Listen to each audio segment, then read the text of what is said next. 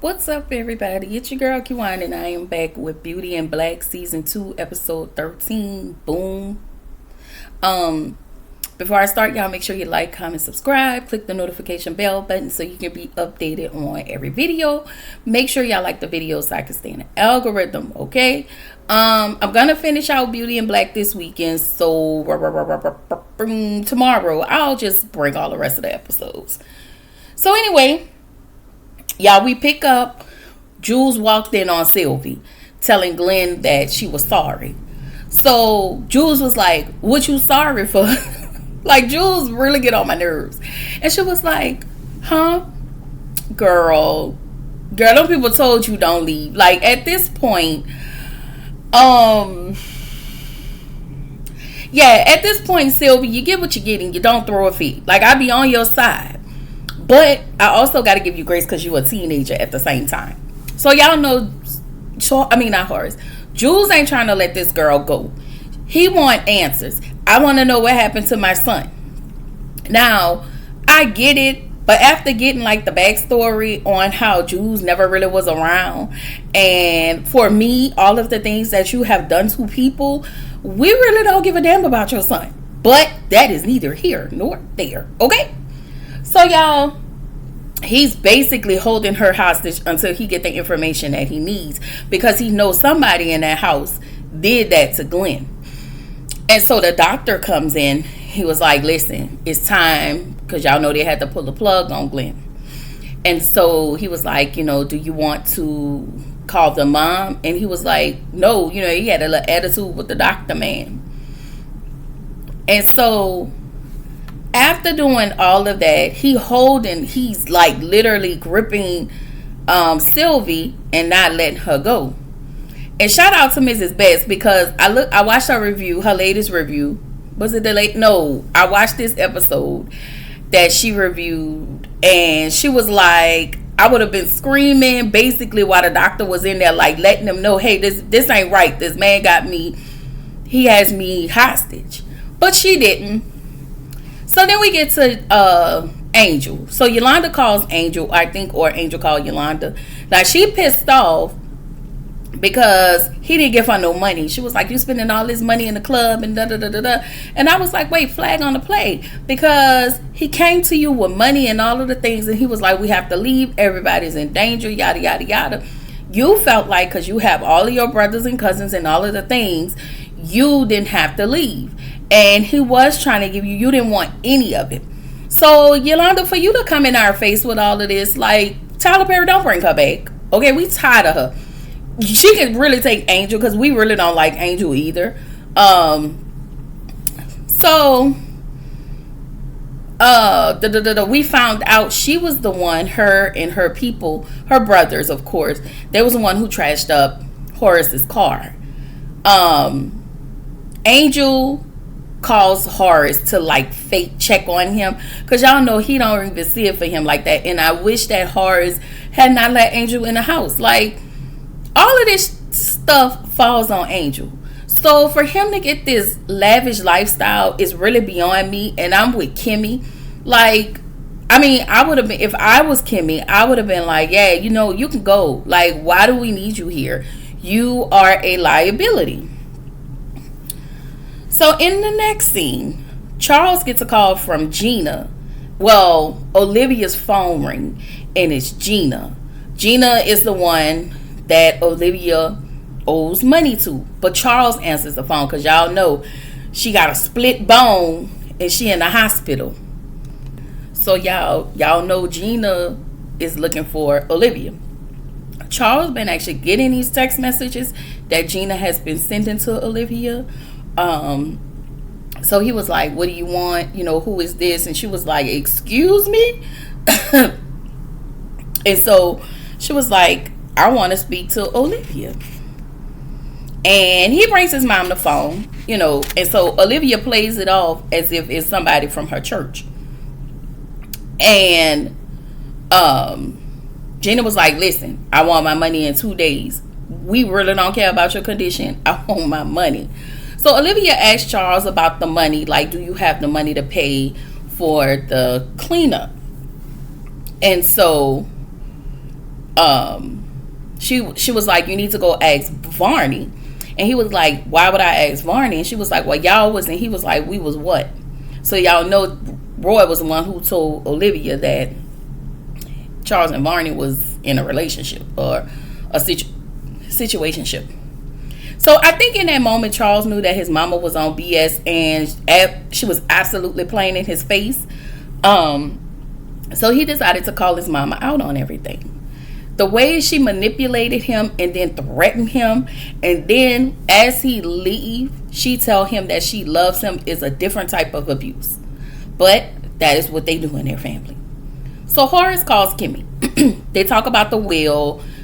He let her know. He actually let Kimmy know that. I'm sorry, I was looking at something.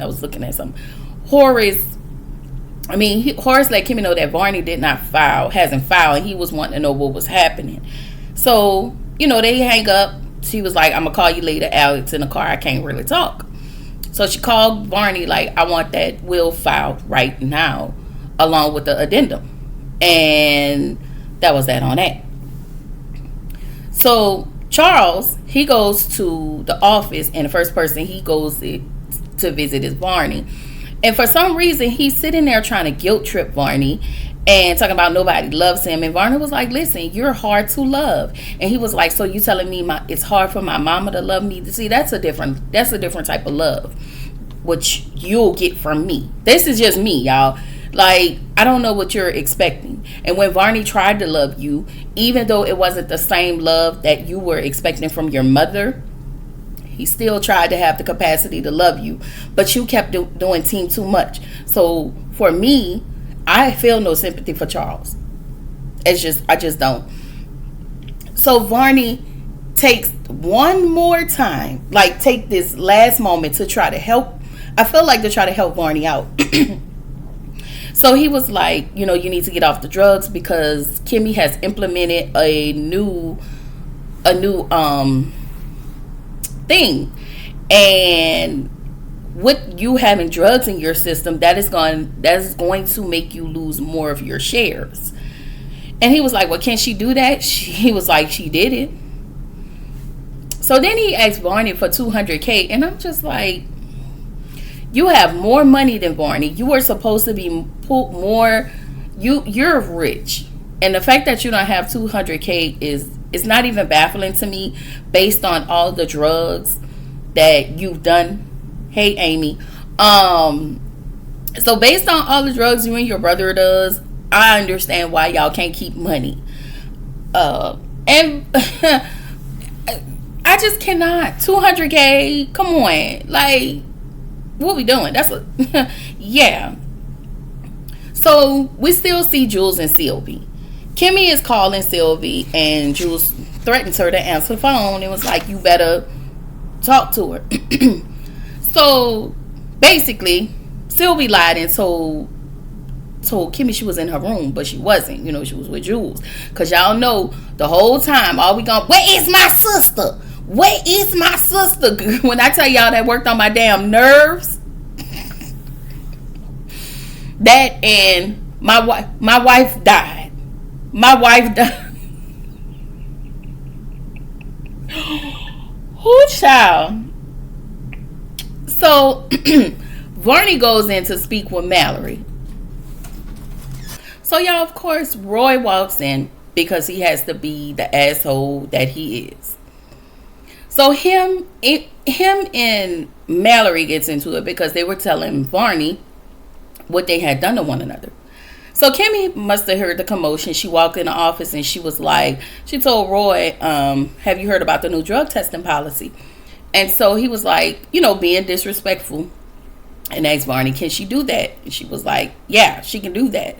She handed him a cup, and he threw the cup down. Roy basically refused the drug test, and because him and Mallory are married, her shares are diluted as well. So now she's trying to figure out what the heck she gonna do.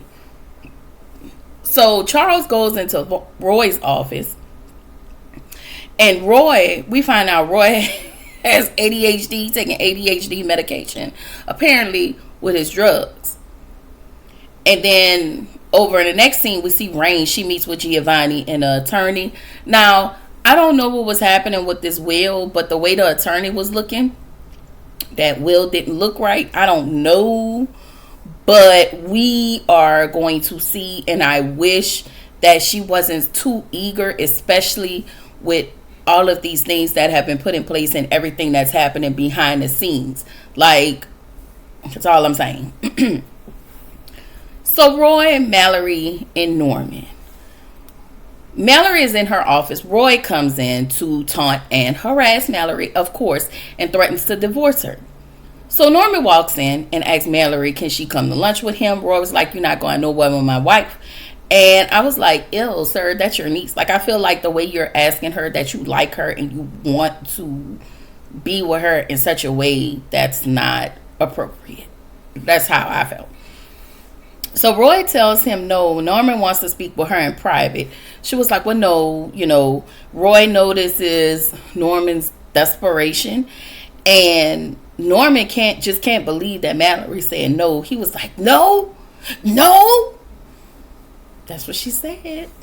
And so Norman shows the camera footage of Mallory and Calvin when they were in that elevator kissing and doing all of the things. So of course Roy is mad, and so he takes this moment to flip on his wife as if he had not already done that, and he tells Norman that Mallory was the one that ran over his wife, and this is where the episode ended. Sir, did you tell her that not only Mallory ran over her, but you came and you ran over her as well? That probably really unalived her, child, and you put her in the trunk. So this is where the episode ended. This was a mess. We're gonna keep on moving, so I will bring the rest of them tomorrow. All right, this is your girl Q Wine, reminding you to keep showing up, keep growing, stay true to yourself, and I will see y'all in the next video. Bye.